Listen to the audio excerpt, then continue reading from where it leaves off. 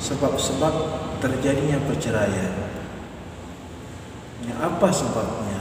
Kenapa perceraian terjadi?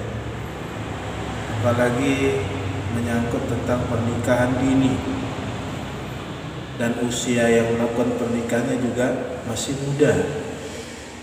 Tapi kenapa terjadi pernikahan? Saya nukilkan sebuah ceramah khutbah Jumat seorang ulama senior di Saudi Arabia, yaitu Syekh Shalih bin Fauzan. Dia mengatakan ada beberapa sebab kasus kenapa terjadi perceraian. Sebab yang pertama, kata beliau, tidak selektif dalam memilih pasangan. Artinya kadang seorang wanita tidak selektif memilih calon suami untuk dirinya. Begitu juga sebaliknya.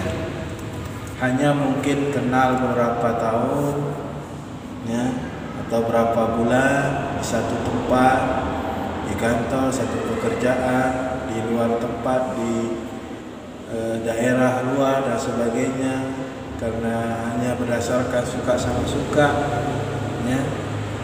Tapi tidak selektif, artinya tidak mengetahui bagaimana kualitas akhlak calon suaminya, kualitas agamanya, sifat dan wataknya, tidak dia ketahui, tidak selektif, hanya sekedar suka sama suka saja. Akhirnya ketika terjadi pernikahan, ternyata terbongkarlah apa yang selama ini yang dia tidak ketahui.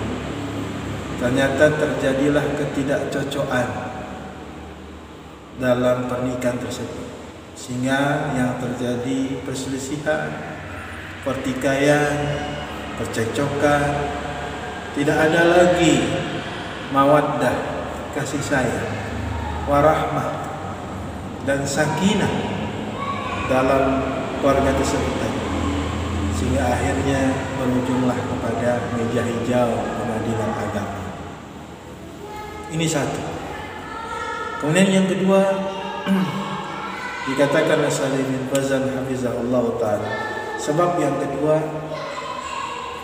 adalah sang suami terkadang terbebani dengan biaya atau kos yang begitu tinggi untuk pernikahan tadi,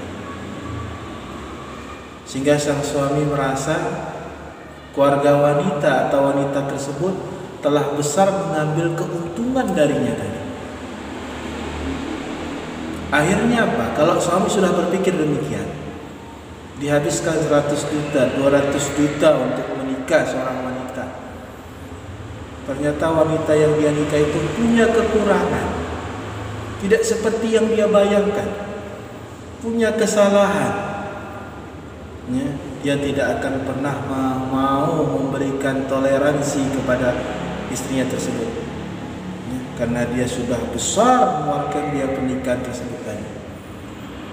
Kalau seorang suami sudah tidak mentolerir lagi, memberikan toleransi kepada istrinya yang ada kekurangan, kesalahan, mesti sempurna seperti yang dia inginkan, maka tentunya akan terjadilah perselisihan, percecokan, pertikaian, dan ujung-ujungnya akhirnya ke meja hijau pengadilan agama.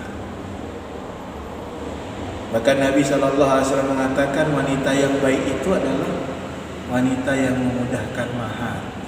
Mahar memang mudah, tapi biaya uang hangus, uang ini, uang itu yang terbebani begitu besar atas suaminya tadi, sehingga dia mengeluarkan kos yang cukup besar, ya. Dia anggap wanitanya itu mesti sempurna dan sebagainya, dia terbebani dengan hal tersebut tadi, sehingga akhirnya kesalahan dan kekurangan istri tadi dia tidak lagi mentolerir, ya, sehingga mesti sempurna. Maka begitu ada kekurangan, kesalahan, langsung disekak, langsung dihabisi, tidak ada lagi rasa kasih sayang mengeluarkan, karena dia sudah merasa mengeluarkan biaya kos yang cukup besar untuk pernikahan wanita tadi, dan dia merasa wanita tersebut dan keluarga telah mengambil keuntungan yang cukup besar.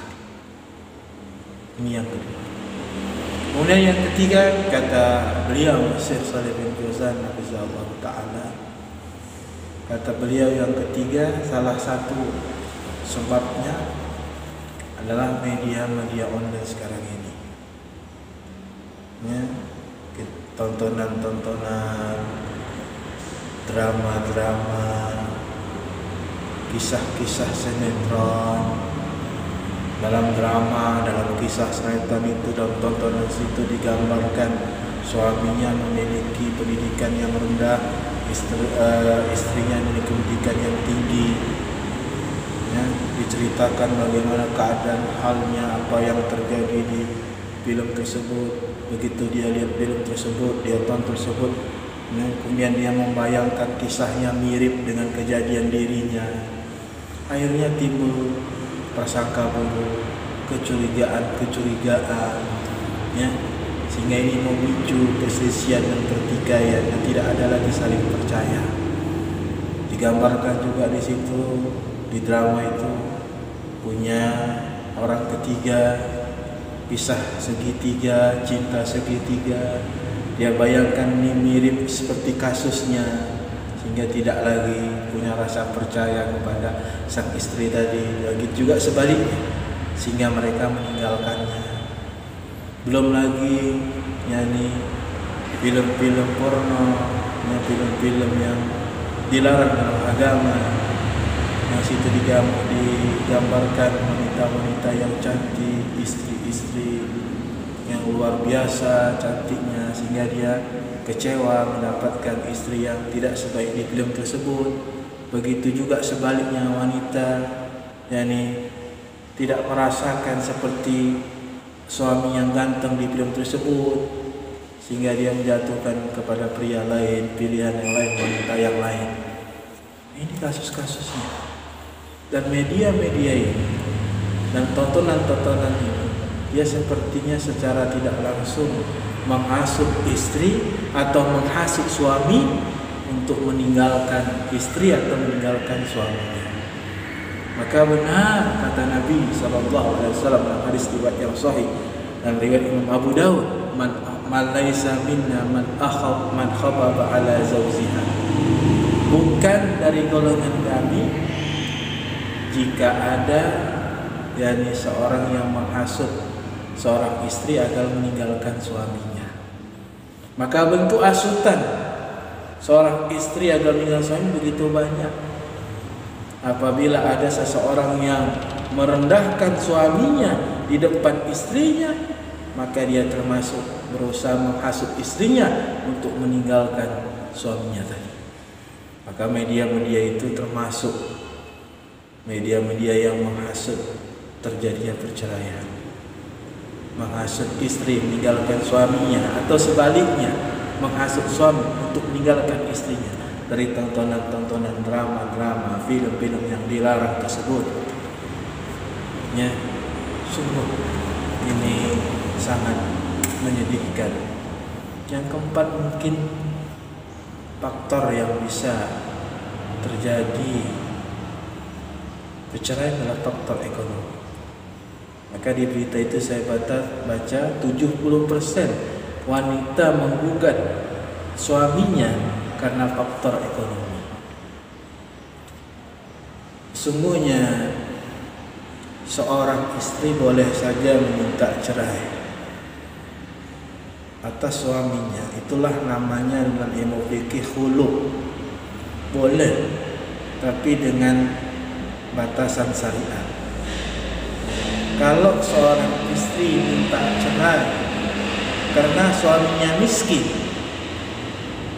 maka yang demikian tadi termasuk hal yang dilarang dalam syariat. Bahkan Nabi SAW mengatakan, barang siapa atau istri siapa saja yang meminta cerai atas suaminya, menuntut cerai atas suaminya karena alasan dunia, maka dia tidak akan mencium bau surga. walaupun bau sungai itu bisa tercium dari jarak yang amat jauh. Maka bertakwalah para istri-istri sekalian, janganlah meminta cerai karena faktor ekonomi. Hal ini adalah hukumnya haram. Di dalam syariat itu dilarang. Karena miskin, kaya, asal suami itu berusaha dia semaksimal mungkin, namun cuma dapatnya segitu, maka bersabarlah dan syukurilah. Ya. Kenapa Anda wanita-wanita memilih dia dulu sebagai suami Anda? Bahkan Anda mengatakan menerima apa adanya, walaupun tak kaya mungkin. Tapi setelah menikah berapa puluh tahun, 15 tahun, 10 tahun, ternyata tidak berubah-ubah keadaan rumah tangganya tadi. Miskin dan penuh dengan kekurangan. Akhirnya seorang istri tadi, dia tidak sabar atas pemikiran suaminya, kemudian dia menuntut cerai atas suaminya tadi. Ya, maka ini termasuk sebab banyaknya terjadi perceraian, dan sebab ini termasuk yang dilarang bagi seorang istri menuntut cerai atas suaminya karena faktor ekonomi. Ini saja mungkin yang saya sampaikan dalam pertemuan ringkas kita kali ini. Mudah-mudahan ini bermanfaat bagi kita semuanya. Assalamualaikum warahmatullahi wabarakatuh.